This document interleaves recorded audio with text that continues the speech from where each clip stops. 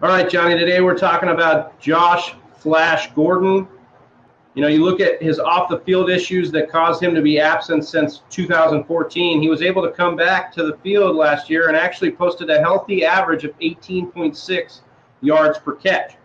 So, you look at Josh Gordon back in his heyday. What won him, what won him his owners some fantasy championships was back in 2013, which is still one of the top 20 best wide receiver seasons of all time. He averaged at fantasy points per game 22.4.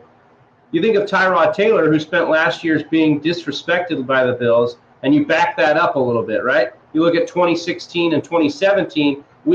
That saw him post a top 15 passer rating on yards that were 20 or more yards down the field. So this bodes well for Josh Gordon's deep ball prospects, and I think his upside is undoubtable at the top tier of any wide receiver week. But the problem is that his floor is in the cellar. So for me, the Browns have suddenly become this improved offense, and there may not be enough target share for him to have to keep his floor high enough. But if you can get him at a nice price, Gordon is going to provide you some very healthy weeks.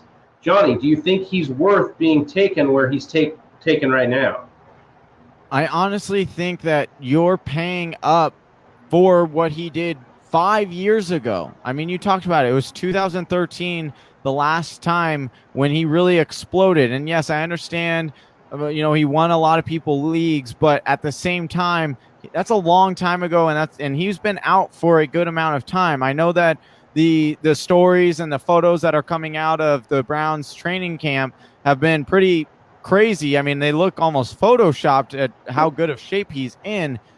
But let's look at what he did do last year when he came back from weeks 13 to 16. He was the wide receiver 25 during that span. So that wasn't that great. That's just outside of a wide receiver 2. Now, I will give you, Tyrod Taylor is a very much upgrade to what they had at quarterback last year. However, I do want to say that if this guy is in his prime, he is a top 3 talent.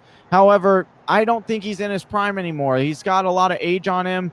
He's got a lot of weed in him, and I think that he will not perform to where he's being drafted currently. I want people to be cautious when they're drafting. They have a lot more weapons than they did last year, and I think there's going to be a lot more spreading the ball around. Like we said, Tyrod Taylor isn't a guy who usually targets just one player. He likes to spread the ball around. He also runs with his feet, and I think that running game is going to surprise some people with that 3-headed monster.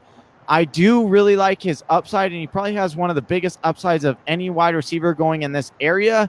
However, if you're having to pay up for that upside this early in drafts, it's just a little bit too risky for me.